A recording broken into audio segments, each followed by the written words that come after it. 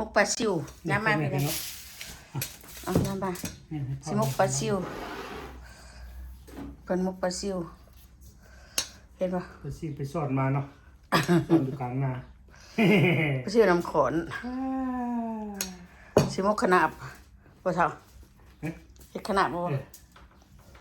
มกใส่เตาเนี่ยได้ปิ่งใส่เตานี่ได้กระจายเปิดไฟเลยเด้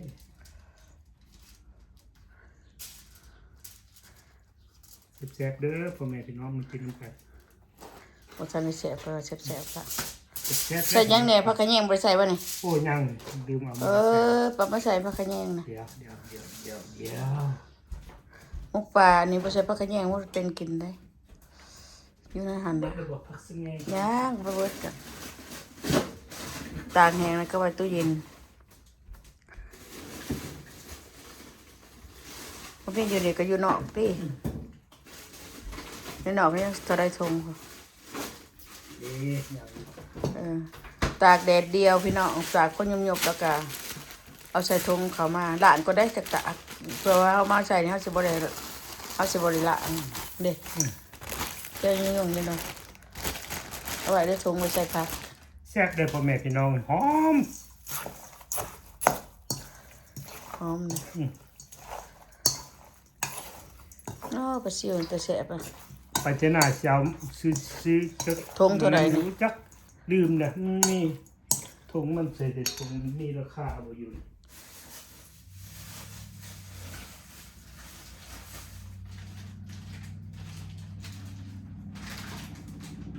มันคือสิมีอยู่หั่นบ่มีให้มันเขาใส่อันนั้นใช่ก็ใส่เลโบนี่เขาใส่เลโบนี่แต่เขาแทบล้างมือสิมกไปกินการเพิ่นมกปลาซิวไปกินการซื้อมาไว้ไปกินมกไปกินการเนาะให้เนาะเพิ่นใส่บักพริกเป็นหน่วยอย่างมันเผ็ดใส่ผิดไรเมียกินบ่ได้สิได้จักมกนี่คือมา2มกเลยซั่นละปลาว่าที่2หมกบักใหญ่นะปลาซิวนี่เป็นตะแซ่บเด้อ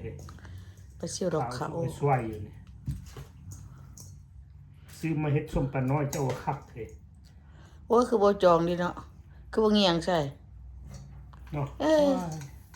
ฉลาดโพดอันนี้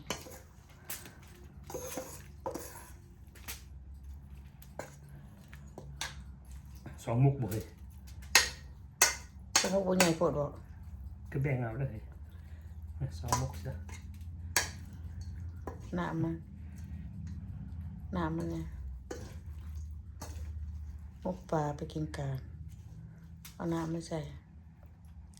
น้ำข้าวเบื่อ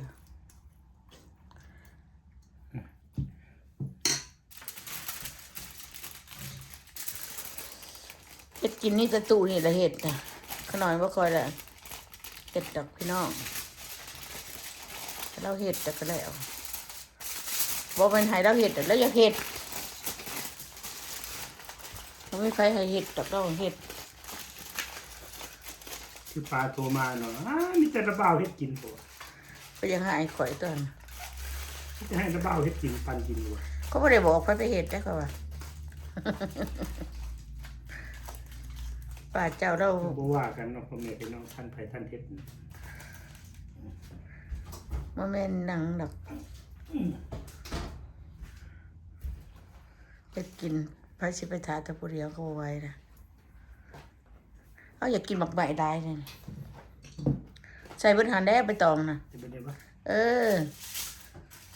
น้อยได้แต่ก็ดีมุกใส่ใบตองมันยังบ่ติดเนาะ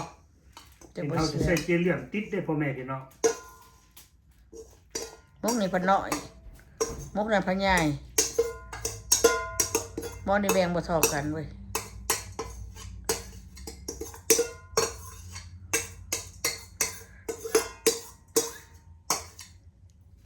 กินสิได้พักขะแยงใส่มาปลูกแล้วเนาะไปทานมันพวกหาออเดอร์เข้ามาเอาก่อนให้เขาออเดอร์ไว้ให้เขาเอามาให้เขาเห็นเขาก็มาขายเธอเป็นบุมีอันคนบ่กินผู้บ่กินมิแต่เฮากินส่วนนั้นก็เฮากินเฮาก็ออเดอร์มาเฮาก็ซื้อเอา มีตัวใดก็เอาเบิดเท่านั้น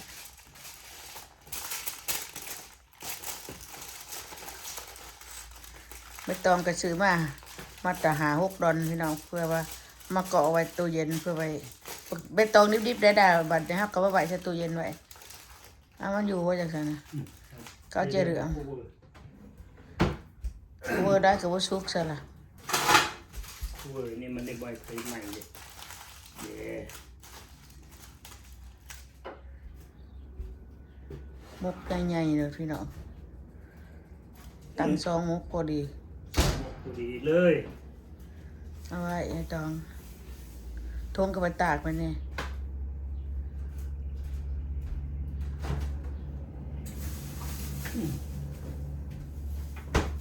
ไปต้องก้อเงี้ยเด้อพ่อแม่พี่น้องเวลาเขาเอามาใส่มันบ่แตกกินไว้เป็นแผ่นแล้วมันแตกเลย เอาออกมาเอาก็เปิดน้ำร้อนใส่ เฮ็ดข้าวต้มกับปานนั้น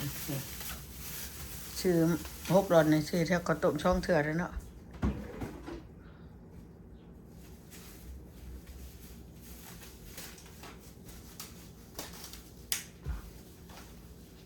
ไปก่อนเพิ่งตากไว้ใส่ผักขะแยงอีกค่ะผักอีตูผักขะแยงผักอีตูก็ตากไว้บ้าคือได้เต็มตู้อยู่ตากแต่เดียวน่ะนะเอาบ่เอาแก่เอาดอกอ่อนอ่อนแหน่แก่แหน่บ่เป็นแก่นะเนาะอ่อนเพราะกระเทินเนาะเก็บเป็นมาล้างแล้วก็ไปตากน่ะตากแดดด้วยแดดนึงพอมันยุ่งๆแล้วก็เอาเขาโรดพี่น้องว่าจังหอมเอาเฮ็ดได้ใบบ่หอมได้ใครบ่เฮ็ดบ่ได้นั่นน่ะเคยเฮ็ดวิธีถนอมอาหารน่ะถนอมผักนั่นมักง่าย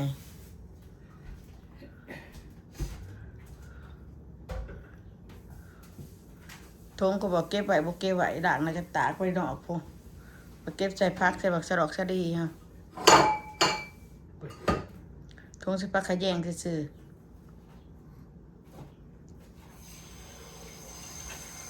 โอเคพี่น้องมาถากินน้ำกันมุกปลาซิวเด้อเป็นปูปลาซิวถากินมุกปลาซิวน้ำกันพี่น้อง ติดตามตอนต่อไปเนาะ